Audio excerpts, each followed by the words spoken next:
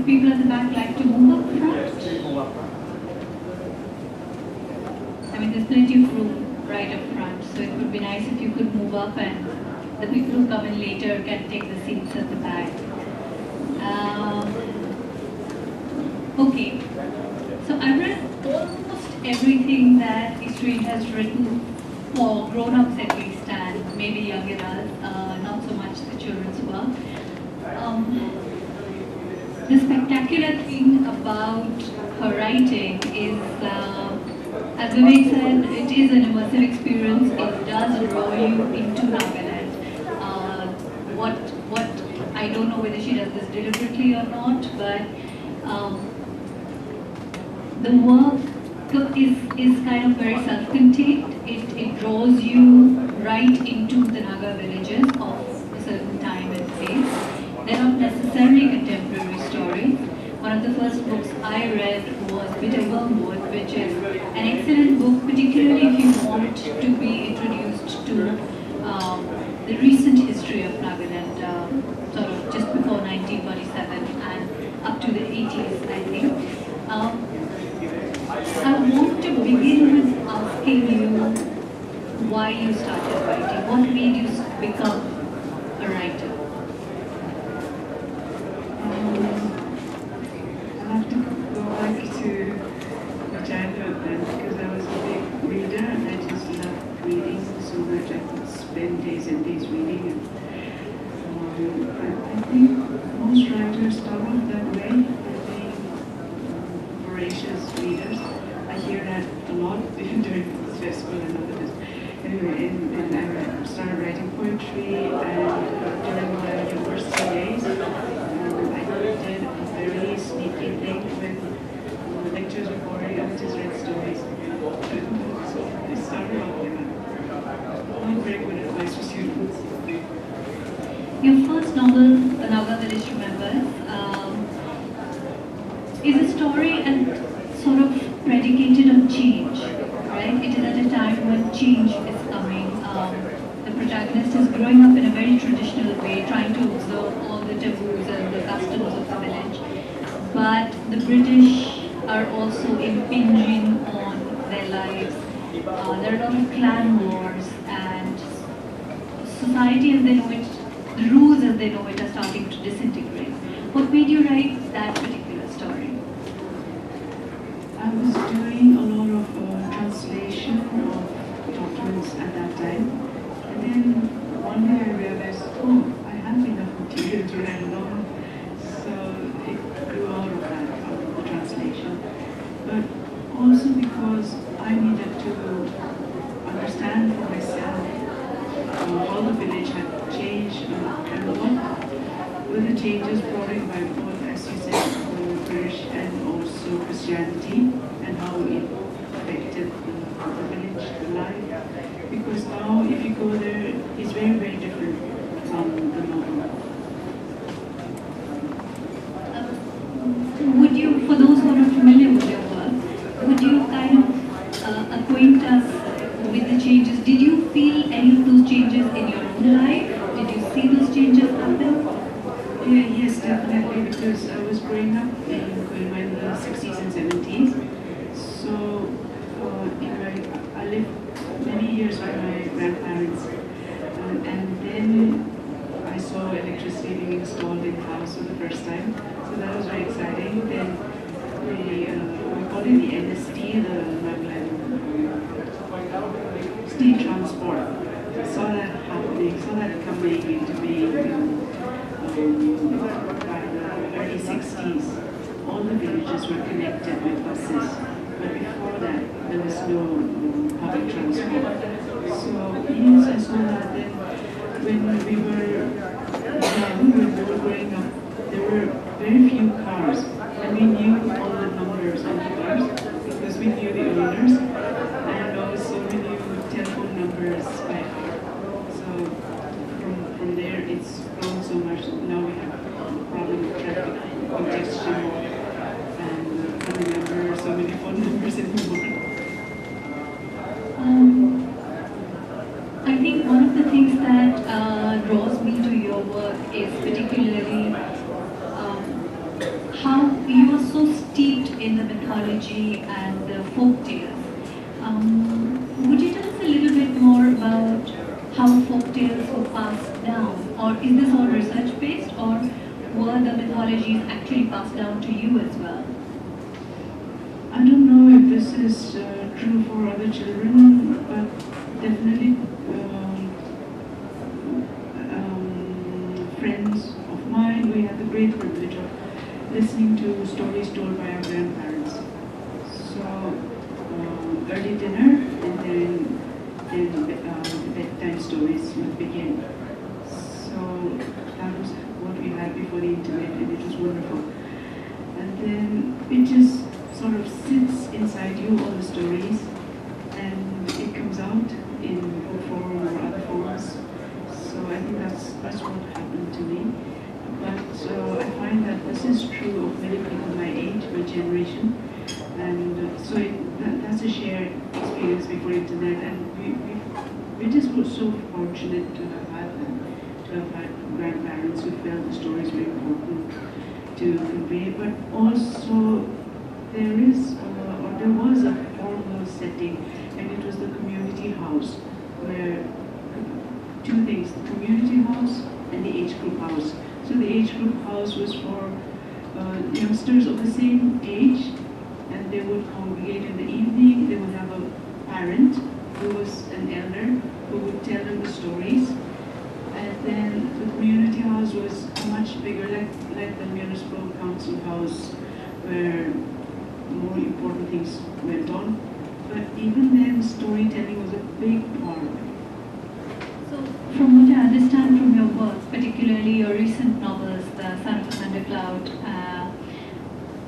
the age group houses are like a dormitory, where all the children, say, if you're between 12 and 14, you have a different dormitory. If you're between 14 and 16, and you also spend the night there. Am I correct?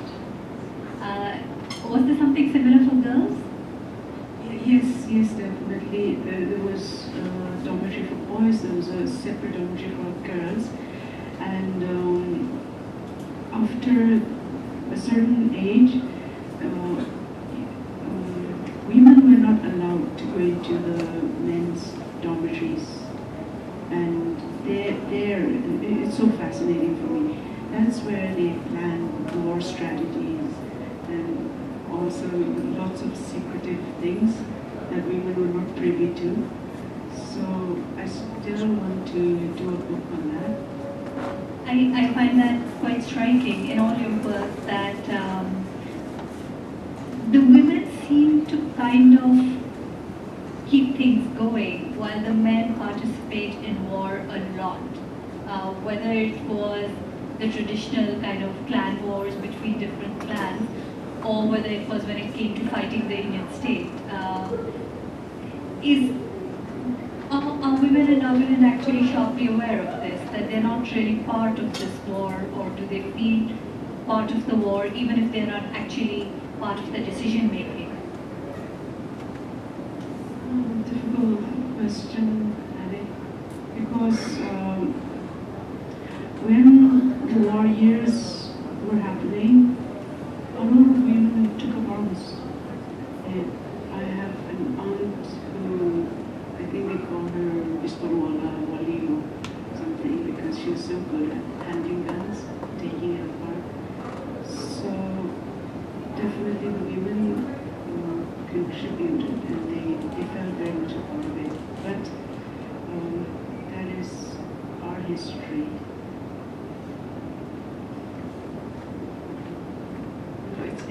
It's difficult to say it was like this, it was like that, because so many things were happening underneath, which defied all these factual statements. In a terrible matriarchy, I picked up the book thinking that it might be sort of about a matriarchy, because some of the northeastern states are matriarchal, but your novel is not about a matriarchy at all, it's about a patriarchy. Would you kind of explain to us that, because we have this sense, coming from mainland kind of India, there is this sense that the Northeast is somehow, if not matriarchal, a little more patriarchal. But from your novel, I didn't get that sense at all. It seems extremely patriarchal. Would you talk a bit about that? See, this is the kind of question that I love. Because many people have that idea, as you said, that it's about patriarchy, but now the society is a patriarchal society. And when I did some analysis of it, I discovered that it was actually women who, that there were many women matriarchs in the family who abused the patriarchal structure, and the men didn't know anything about it. so they interfered with inheritance laws, for instance, and then there was this very strange phenomenon of gender abuse within the same gender. So I wanted to bring all that out in that book. Yeah. And in Meghalaya, where my grandmother comes from, they have a matrilineal society. Yes. I'm told that somebody's thought or said that matriarchy is not even a word. Patriarchy is not a word. So it is matrilineal but not patriarchal. Okay, all right. I notice a lot in your work that the perspective is often that of a child. Sometimes the child grows into adulthood, but often they remain sort of teenagers. And what makes you pick children to kind of, whether it's a political story or a story of folk tales, you often pick the younger person's perspective. Why is that? I think you're the first person to say that. That's very interesting. I don't know. But if you come at it from that angle, it must be because in the child's mind, there's so much room for wonder. There's still so much room for the imagination to wander around and wonder. So I guess I subconsciously use that because if I'm thinking as a child, I see no boundaries, I see no limitations, and that's exactly what a writer wants. One of the things that I notice a lot in your work is that you almost seem to be working like the memory keeper for your clan or tribe. Is that a fair thing to say? Because there's so much of,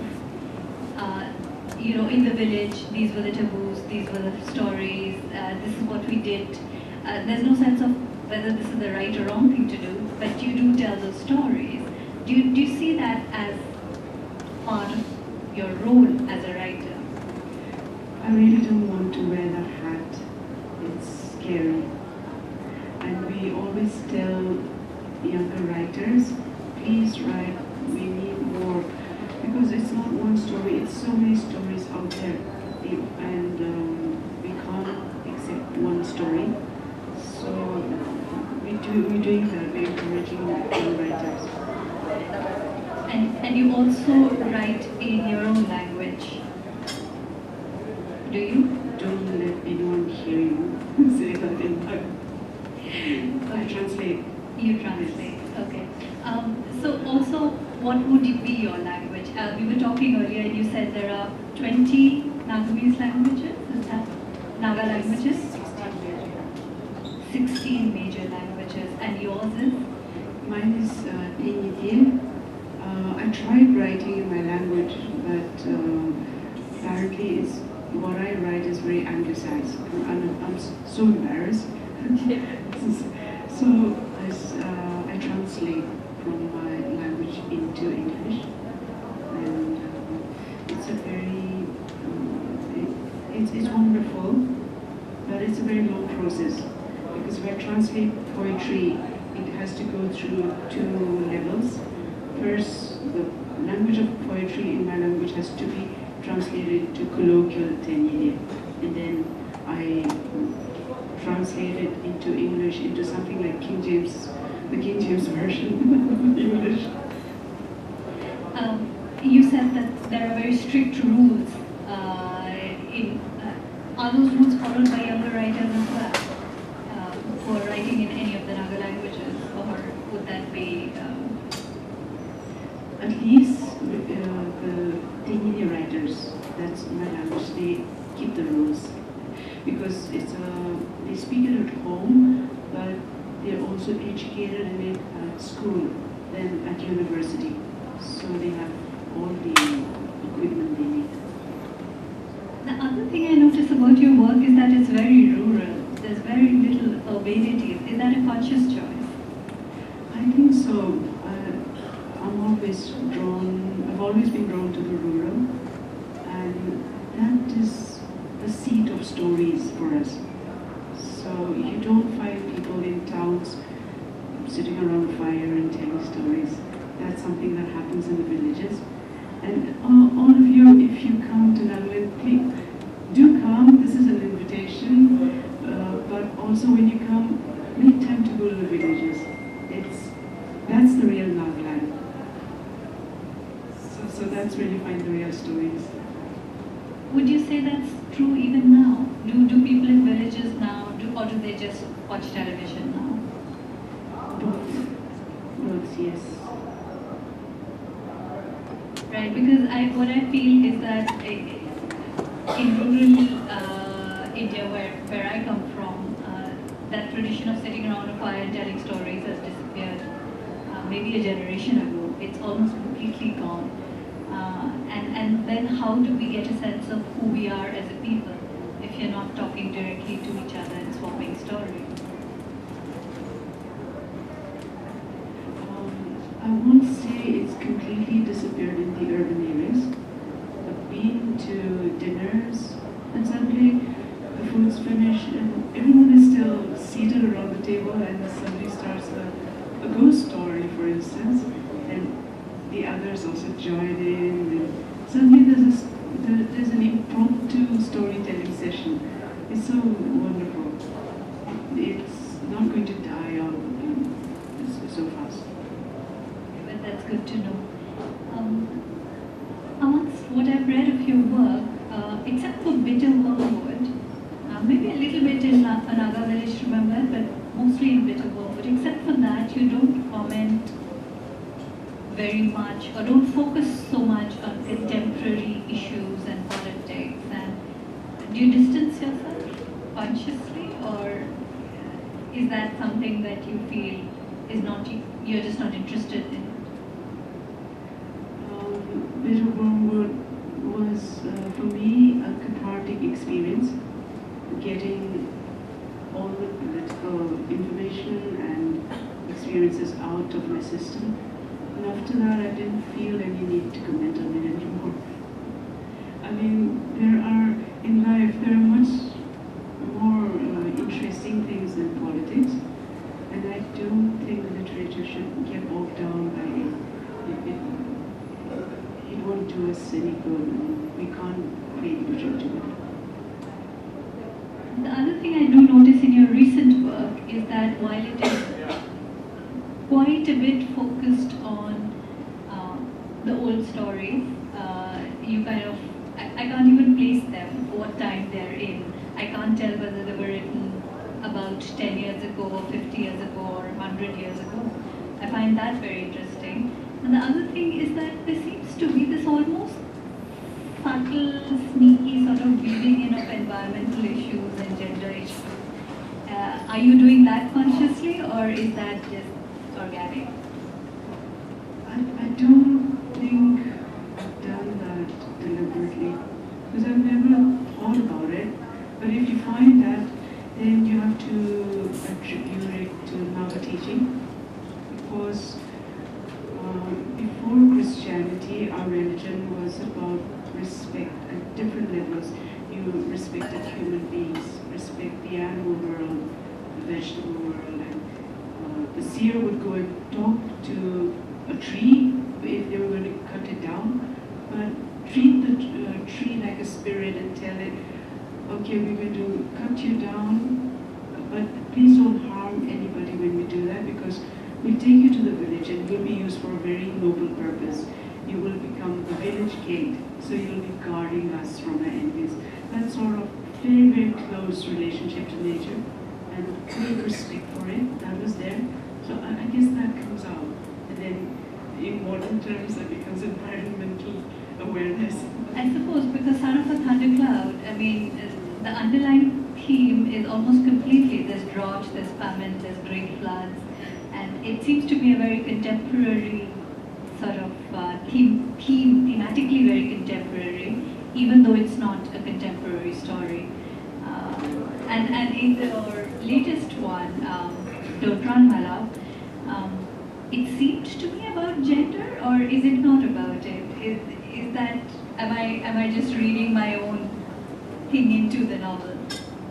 You're very free to do that. And I must confess that, yes, first it was the story of the were-tiger, which is such a phenomenon in our culture, or used to be. Please, if I'm interrupt, tell us about the were-tiger.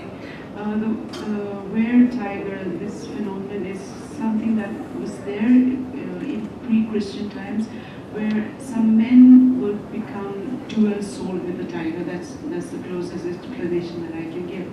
And people would say they eat when the tiger eats, and then when the man dies, the tiger dies, or when the tiger dies, the man dies. So as a child, I grew up hearing many stories like this of how some men had really old tigers who were so big, when they were crossing the road on the highway, the breath was so much that they covered the whole road. Stories like that. And I've gone back, done a little research, and there are so many tiger stories, were-tiger stories out there. So my latest book is called Don't Run, My Love, and it's a love story with a twist, because a young couple fall in love, but she discovers that he's actually a were-tiger, and then this immense chase begins. Annie, you said something I wanted to focus on the gender aspect in Don't Run, My Love. Right. I don't think I was thinking about gender, but I was thinking of also another level to the story, because I've been a teacher before, and my former students, because we had this department of English, the girls especially kept in touch with me over the years. They would also tell me about how they met the man of their dreams and fell in love and got married, and then things went poorly. Not all the girls, but a couple of them, 3, 4, and stories came out like that of abuse. So I'm not saying that KB in the book is abusive, but I also thought of my girls when I wrote this, my former students. You fall in love with this beautiful man, and you don't know that this You very really know who he is. Yeah. Okay. That comes out very strongly. So much of spirit creatures in your work, especially from Where the River Sleeps onwards, spirits come into your work more and more. What is the place of the spirit world in the Naga world? What is that? Yes, that goes back to both our old religion and also Christianity now, which is our present religion. We just accept these two parallel universes, the natural world and the spiritual world, and there's such an easy acceptance for things of the spirit. So somebody coming in the door and telling us that he saw a spirit or heard something, we would just accept it. So I have, again, a treasure house of spirit stories, because I have many hunter friends. They're my sources, but I have several sources, and I have myself experienced spirit encounters. So that just undergirds my belief. So this goes on in the stories. Thank you very much to Annie and to Eastern. Annie, you would like a last word? No, I just want to say that I adore her work and that you should read all her books. Yes, I agree. One of my favorite writers in the world is Easterine Kire. It was my privilege to go to Nagaland about a month ago, and I met her there and read her there, as I was saying, and but read her anywhere. The books are available. Thank you very much, Easterine and Annie. Please keep your seats for the next session of the Goa Literature Festival.